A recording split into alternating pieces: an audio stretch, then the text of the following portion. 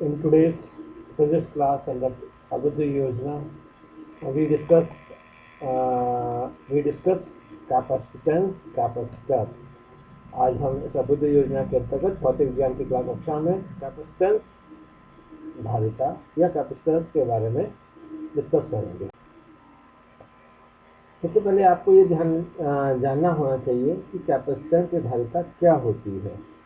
कोई भी नीट का क्वेश्चन या जेई का क्वेश्चन आते हैं वो जनरली बेसिक्स पे ही डिपेंड करते हैं। अगर आपके फंडामेंटल्स क्लियर होने बहुत आवश्यक है तो आपको कैपेसिटेंस या धारिता की परिभाषा का ज्ञान होना चाहिए। You have to know the definitions of capacitance. Here I try to explain something. If charge Q is given to any conductor so that its potential V becomes V, then capacitance of the conductor is said to be is given by C equals to Q upon V. यदि हम किसी चालक को Q आवेश देने पर उसका वैद्युत विभव V हो जाता है तब चालक के धारिता को हम परिभाषित करते हैं C बराबर Q बटे V। हम सीधे सीधे अगर भाषा में कहें, it is an ability to store electric charge.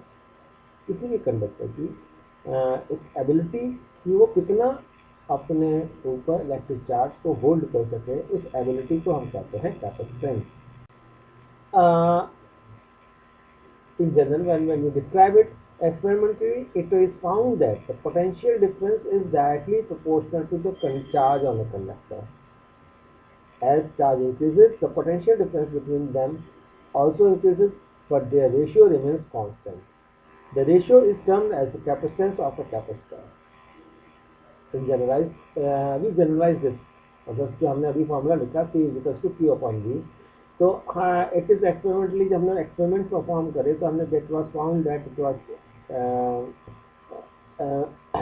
Found that that potential difference is directly proportional to the charge on the conductor. जितना ज़्यादा चार्ज होगा उतना ही पोटेंशियल उसका ज़्यादा रहेगा। जैसे जैसे चार्ज बढ़ते जाएंगे पोटेंशियल भी बढ़ता जाएगा, लेकिन इसमें क्या है, इनका जो रेशियो होता है वो लगभग कांस्टेंट रहता है। The capacitance is defined as the ratio between the charge on either of the conductor and the potential difference between them. It is measure of the capability of capacitor to store charge.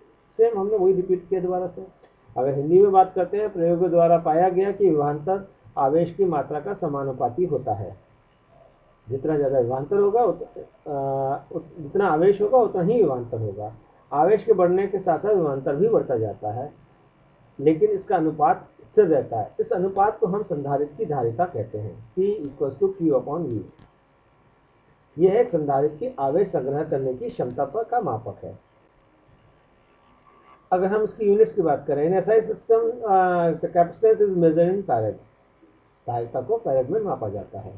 1 farad, the capacitance is 1 farad. Definitely, when we try to define the capacitance, the capacitance is 1 farad if the charge on a coulomb creates a potential difference of 1 volt. बहुत simple है। When any conductor is given a charge of 1 coulomb, so that its potential becomes 1 volt, the capacitance of the conductor is called 1 farad. Hindi में कहते हैं धारिता 1 farad कहलाती है यदि 1 coulomb आवेश द्वारा 1 वोल्ट का विभवांतर हो जाए। फैरेड बहुत बड़ा यूनिट होता है। प्रैक्टिकली हम इसको छोटे यूनिट्स में डिफाइन करते हैं। जैसे 1 माइक्रो फैरेड होता है 10 की power minus 6 farad. Little less, 1 pico farad equals to 10 की power minus 12 farad.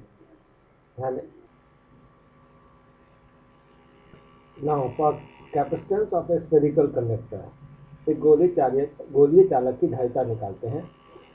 Suppose that a sphere of radius r is given a charge small q।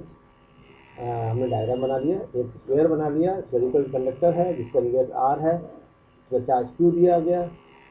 Then let the potential of the sphere be v। तब पे v mark करते हैं potential की, इस conductor पर v है। v हम कैसे डिफाइन करेंगे, 1/4π q upon r। Simple formula, r is the radius of the sphere conductor. Since we know that capacitance is equals to q upon v, धारिता बराबर होता है आवेश बटे विभवांतर। विभवांतर का मान पहली वाली इक्वेशन 1/4π Q upon r रखने पर C equals to Q upon Q 4πr Q से Q कैंसिल हो गया, लास्ट हमारे पास C आया equal to 1/4 pi epsilon naught R। Now for parallel plate capacitor, समांतर प्लेट संधारित्र के लिए मान लेते हैं हमारे पास पैरेलल प्लेट कैपेसिटर है। ये दोनों जो येलो कलर की पीले रंग की लाइनें बना रखी हैं, ये पैरेलल प्लेट कैपेसिटर की दो पैरेलल शीट्स हैं। इन्हें बैटरी से हमने कनेक्ट कर दिया, प्लस एंड और माइनस एंड। प्लस एंड की वजह से plus Q charge left hand side की प्लेट पर आया, माइनस Q चार्ज नेगेटिव, दोनों के बीच का डिस्टेंस स्मॉल d है। If sigma is the surface charge density on either plate, दोनों पे sigma, the magnitude of electric field between the plates is given by E is equal to sigma upon epsilon, जैसा कि हमने last chapter में हमने पढ़ा लिया था। Where sigma क्या है, sigma is equal to Q upon A, यानी charge per unit area. Sigma is defined as surface charge density, it is called charge per unit area. Therefore, E equals to Q upon epsilon naught A. अगर हम ऐसे potential difference की definition लें, from the definition V is equal to ED, E की value ऊपर से रख दें, ये हमारे पास सही है। Hence the capacitance of parallel plates whose plates are separated by D having air in between them is given by C naught is equal to Q upon E। क्योंकि बीच में एयर है, वैक्यूम है, तो हमने इसको C naught से define किया है। वैल्यूज पुटअप करने पे V की it comes out to be C naught equal to Q divided by QD epsilon naught A। Q से Q कैंसिल आउट हो जाएगा, C naught is equal to epsilon naught A over D। अब हम यही formula हमारे लिए computations के हिसाब से इंपॉर्टेंट हो जाता है। आपको ये ध्यान रखना है, समांतर प्लेट संधारित्र की धारिता प्लेटों के क्षेत्रफल A के समानुपाती होती है। सामने सामने फॉर्मूले में दिखा रहा है कि संधारित्र किस पर डिपेंड कर रहा है, एक सीधा है समानुपाती है एरिया के, वहीं व्यक्तिमानुपाती है D के। हम कह सकते हैं capacitance of a parallel plate capacitor is directly proportional to area of the plates and inversely proportional to distance between the plates. If the plates of the capacitor are separated by a dielectric material, अब यहाँ where epsilon is called permittivity of the medium और K is called dielectric constant of the medium। Hindi में कहें epsilon को विद्युतशीलता और K को हम K का माध्यम का परावर्तितांक होता है। तो अगर इन दोनों को हम डिवाइड कर दें C और C नॉट को, तो हम सीधे सीधे निकाल सकते हैं C इज इक्वल टू